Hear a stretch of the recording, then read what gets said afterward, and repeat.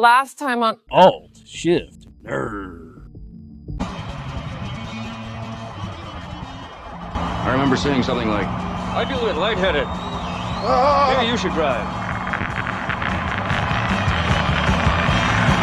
Suddenly, there was a terrible roar all around us, and the sky was full of what looked like huge bats, all swooping and screeching and diving around the car. And a voice was screaming, Holy Jesus, what are these goddamn animals? Hoot! Hoot! Hoot! Hey! It's your turn to drive. No point mentioning these bats, I thought. The poor bastard will see them soon enough.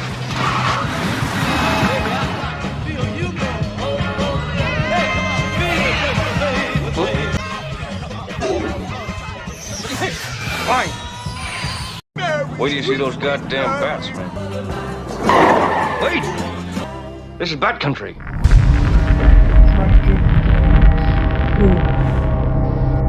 Come and see with us. Hello, neighbors. By now, all of us know who Victor Creel is and what happened to the Creel family.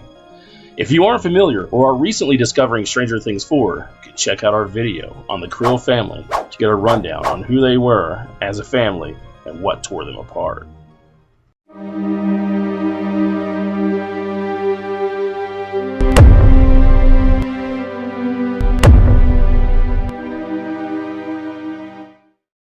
For now, we'll be delving into the remorse felt by Victor Creel, Henry Creel's father, whom Henry tormented with having him to relive the painful memories of a mistake he made when battling in Earth's Second World War.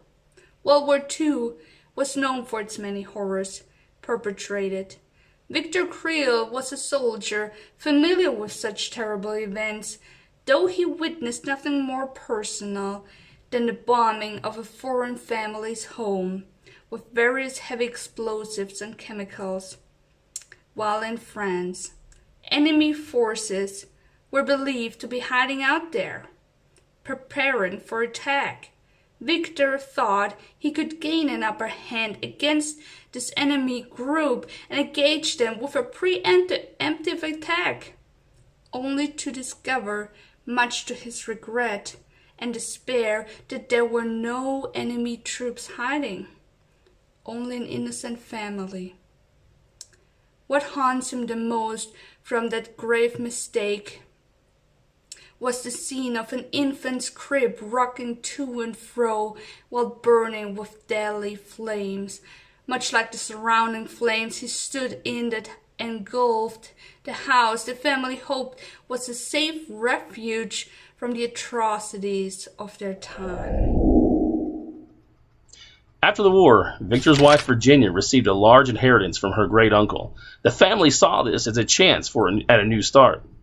It was like a fairy tale to them, a fairy tale they were able to enjoy for only a month before strange things happened with the death of animals that began to occur frequently and became replaced by scary visions plaguing the family. To learn more about why Victor became haunted when arriving at the family's new house in Hawkins, Indiana, our video explaining this very thing is available to watch at this very moment. To learn more about Dr. Brenner and his connection to the Creels, we also have a video of that as well. They should start appearing in the corner that pops up right here on the right for you. Victor Creel feels responsible for what happened to that family, the death of innocents, maybe on his hands, though that was not this man's intentional doing. He genuinely believed the clues he was following to lead to the enemy forces hiding out in that home. It was them that he was targeting. In the name of America, their side of the Second World War. Yet, when he and his troops arrived at the scene, a house caressed by flames that would not cease to burn for quite some time due to the chemicals within the bomb igniting them. Victor and his fellow troops deployed to find any survivors they could capture. Instead, he and his comrades would discover, to their dismay and his horror, that there were no signs of an enemy occupation of the house or the surrounding area. Now, the military has procedures and therapies for coping with such wartime traumas. Victor thought once the war was over, he could be free to live a happy, less troubled life, find escape from what happened and distance from the pain with the passing of time. That is, until his son began to find trouble with doctors, teachers, and his peers claiming Henry to be broken. Once receiving an inheritance, the Creels thought they could seek a new start to find a more simple kind of life. It is in what would become known infamously as the Creel House that Victor was first revisited by past horrors, as he would envision a burning baby's crib from France rocking in the common room's fireplace that appeared screamingly real, while quietly reading a book one night.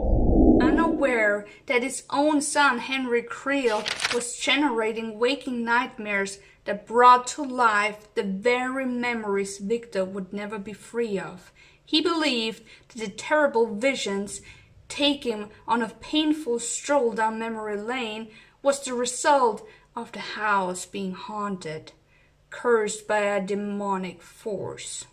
He knew his 12-year-old son was connected, though he viewed this as Henry being more sensitive to the demonic activity. Unbeknownst to him at that time, Henry was just discovering his psionic abilities, and with them uncovering the shame and guilt held by his father, which he disapproved of. In his judging of Victor Creel, Henry continued to use Victor's past against him, until Virginia Creel realized Henry was behind all the strange goings-ons in their new home and wanted to take Henry to a psychiatrist. It was this desire of his mother's that led to her own demise the night before she would take him to yet another doctor, which he viewed as unnecessary, ridiculous, and a threat.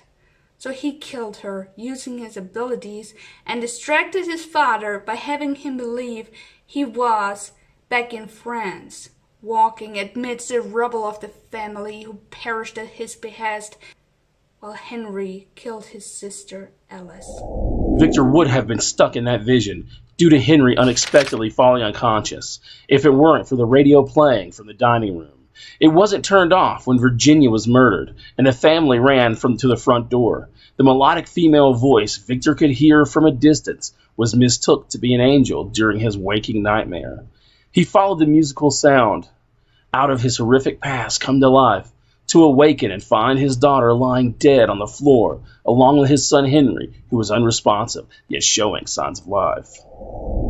He was arrested before he could learn of what actually happened to Henry, in which it was reported that he too died a week later. Victor believed the demon tormenting his home and killing his family had somehow spared killing him, leaving him to mourn the loss and rot in prison, or well, a mental institution that Victor was later placed in due to his history of demons and curses being the true demise of his family. He took a plea bargain, others questioning his mental state, so he wouldn't go to prison, but instead spent the rest of his life in a high-security asylum. It was in this facility, Penhurst, that Victor's guilt got to him. The mystery of what happened, coupled with his remorse from his mistake in France, weighed heavy on his conscience and his heart. He wanted to be with his family again, not understanding why this demon or curse fell upon his family. And in an act of desperation, Victor took some razor blades that he had smuggled from somewhere and began to poke and scrape and cut his eyes and slice up his eye sockets. He believed it was the eyes, the loss of them, that was the key to solving this mystery and reuniting him with his family. If he lost his eyes too, perhaps he could join them. This is why he was not only missing his eyes, but why there were deep scars that healed his eyelids shut. This is why there was pus and other naturally secreted fluids still on his eyes when Robin and Nancy met with him. Sadly, Victor would go on to his grave never knowing what befell his family, that his son was the source of the Creel family's fall and his life left in ruin. Victor would go to his grave believing his imprisoned fate was punishment for the mistake that killed a family in France and took his family from him. There you have it, neighbors. The remorse and guilt eating away at poor old Victor Creel, leading to him taking his own side to embrace the darkness, or if not knowing what truly went wrong in the House of Creel. Victor was truly one of the first to suffer at the hands of Vecna and his curses. You were so close to the truth. How was old, blind, dumb Victor? Did he miss me? I've been meaning to check back in.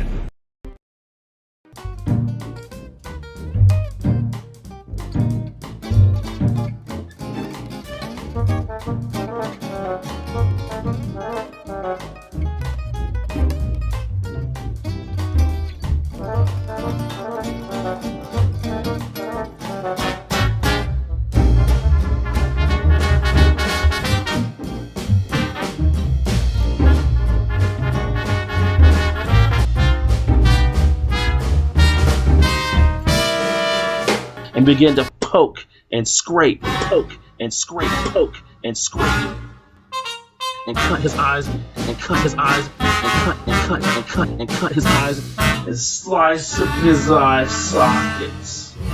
Oh.